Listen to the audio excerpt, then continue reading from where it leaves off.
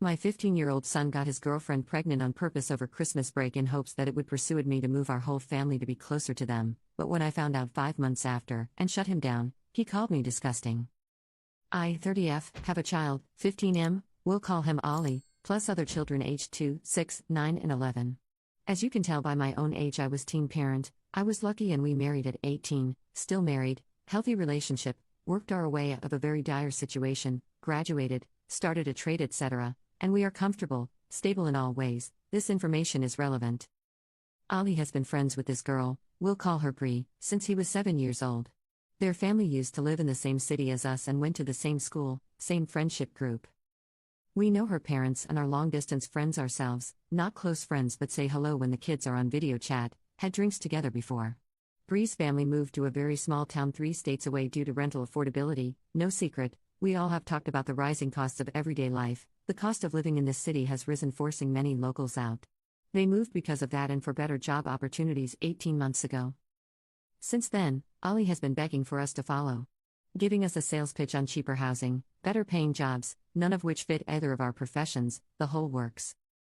We have said no because, well, no, but even if we wanted to, our other children are in school, sports and have friends here. Selling and buying another house, finding work outside of our skill set or having to learn new skills, any normal adult would understand this, he does not. Well, fast forward to Christmas. Bree's family come back to our city for a holiday and the kids met up multiple times with each other. It was my understanding that they were always with the other kids, but obviously not since Bree is pregnant, and I am certain it was on purpose.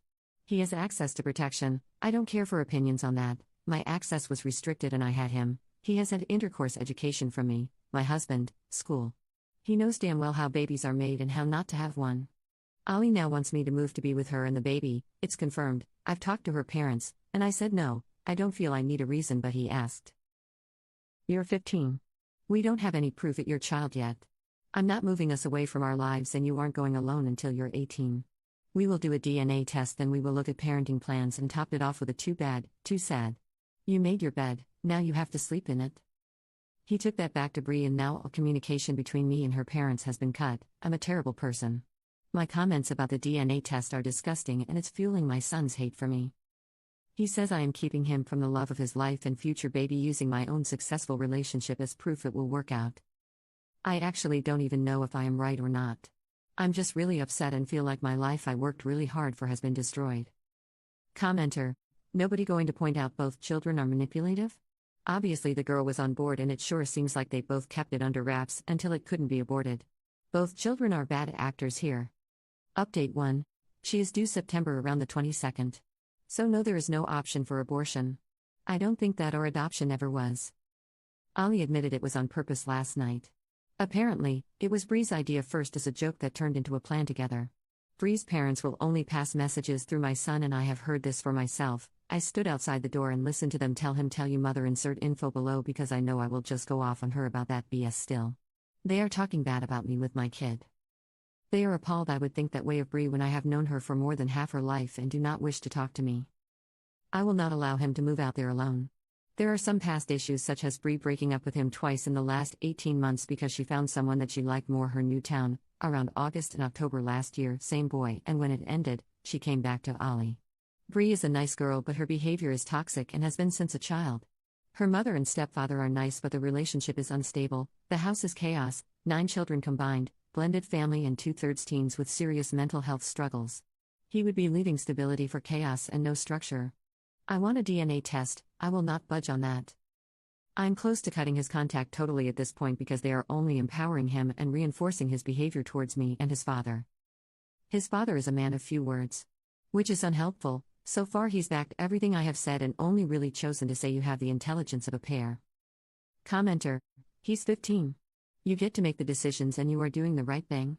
No way can you move your whole family because of this. The responsible thing is to do a DNA and set up a parenting plan.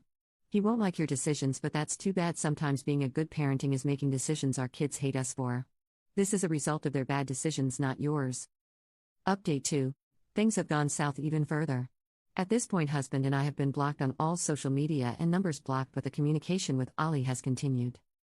Ali gave us Bree's parents' email address to send an email to, but before using that, I asked him to video chat Bree with me there, and then I could ask Bree to please get her parents so I can talk to them about this and tell her that if they were going to continue to refuse, then I would be blocking all contact to Ali and communication until this is resolved. I told Ali this before the call. At first, he flipped out about it, but it was this or I cut communication completely. I do think he understood that it is not okay that her parents are speaking to me through minors, and he said himself he would like us to talk to each other. Bree joined the call and hung up when she saw I too was there. Ali called back a few times and she didn't answer. She asked via text why I wanted to talk to her, and Ali told her that I wanted to speak to her mother, and if we didn't resolve the communication issue, then all contact would be ended until her parents made contact with us and we make a plan for the next few months, including DNA and then birth arrangements. Said that if the baby is his, we will travel there for the birth and first few weeks after. He told her that I personally think it probably is his baby, but I want to be sure and make sure everything is done right from the start. Well, Bree blocked him with a reply, and he is totally heartbroken, not eating, sitting in his room all day and night, not mad at me surprisingly, very, very sorry for him and to us, sad about it all, and I think regretful. He even asked me if there was a way to undo it for himself. I haven't talked about signing over rights, a male abortion his father called it, because I think he's just upset right now. A mutual friend of Bree and Ollie's here in our hometown showed him a few posts she has made in the last 24 hours. Things like "It's you and me against the world, baby girl," and memes about deadbeat dads. She'd also announced the pregnancy, which she hadn't done yet, and the post had some single mother facts and quotes. Ollie's friends knew about the situation, and a few were under the impression he had dumped her and the baby going by the post, but when he explained that what had happened, they all rallied for him in the comments. I said not to, and now she's blocked them, and we can't see what she has posted. This is just a nightmare. I have had a plan personally, not set, but something I wanted to talk to her parents about, but I don't even want to waste my time at this point. Ali gave us Bree's parents' email address to send an email to with said plan. Basically, Bree does DNA blood test. We will pay the full $1,500 for it. If it is his baby, we can book flights and plan to be there for the first month. I'll stay too with Ali, maybe even the whole family, and then we can also work on a parenting plan and getting into mediation for a judge to sign off on it. Ali's father and I spilled for the first 7 months of his life, so we have done this before and we know the process. But at this point I think I will just leave it to settle before sending an email. Commenter: reality is about to hit that kid like a fudging train. Update 3. Ali's friend was able to see her Instagram through an old account, different email. I don't use Instagram enough to know what that means, but it meant they weren't blocked when they reactivated. They found the pregnancy announcement post, and if you scrolled across, it showed a digital copy of the scan Bree sent us as a 16-week scan, apparently the first scan she had at the OB. That is dated 0404 and clearly says GA 19 plus 3 weeks, making an August due date, I believe, or very early September. This would not line up with the due date given to us, but does line up with when her parents told me she was pregnant mid-April. They told us we've had the pregnancy confirmed and sent a photo of the printed pic, which the date isn't on there. I actually think it may have been cut off the top. I haven't told Ali this yet because I want to be sure. I am very concerned about his mental health at the moment and taking that into consideration. But unless she gave the wrong period dates and the baby measured only 16 weeks, then it's not possible for it to be our son's. Also added information, her due date from what we know is September 22nd. She was here from December 20th to Jan 7th, and saw Ali December 21st and 22nd and January 4th and 5th. Never overnight. I asked Ali when did this happen, and he said January 4th was the only time, which makes more sense as they were in public gathering otherwise. They were at a mutual friend's birthday that night but never stayed overnight. I have had 5 kids and I know the dates are too close to figure it out that way. Ali also said that the joke Bree made was to just see if it happens, the pregnancy, because then it's obviously meant to be, and he would be able to move. To me it sounds like she had the plan a lot longer, but I may be biased here. Commenter 1. So what you're saying is that the most immature people in this situation are Bree's parents.